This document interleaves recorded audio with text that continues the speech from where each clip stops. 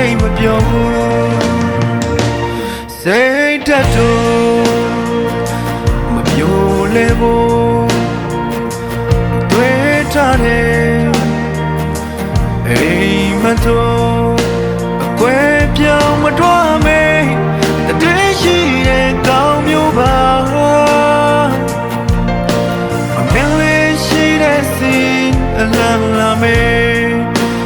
ဒီကောင်အမြဲတမ်းကြိုးစားနေမခွဲဖို့ဒီတခုတည်းပဲကောင်းတဲ့ချိန်ချိန်ရောက်ခဲ့အမင်းလေးမသိတဲ့ငါရဲ့မြတ်တရားရှင်နေမတွေ့တော့တဲ့ခေ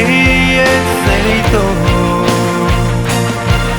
ရှင်တွေလည်းရှင်တော်လို့ညီညွတ်နေတာသူပြန်လာမှနေမငိုပါနဲ့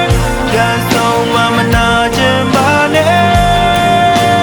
ရှင်တော်ထားတဲ့ရှိရှိတရားများနဲ့ပြန်လာမှနေမငိုပါနဲ့ပြန်ဆုံးမှမနာချင်ပါနဲ့တိုင်းတဲ့ထားတဲ့ဒီစကားများနဲ့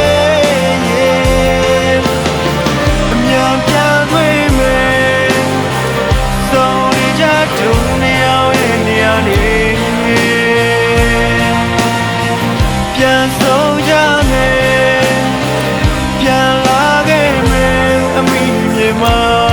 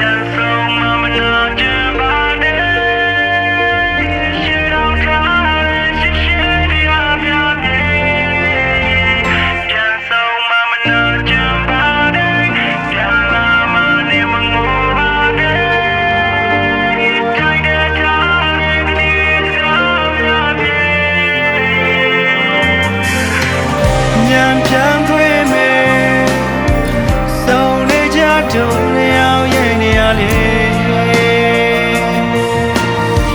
ပြန်ဆုံးကြမယ်ပြန်လာ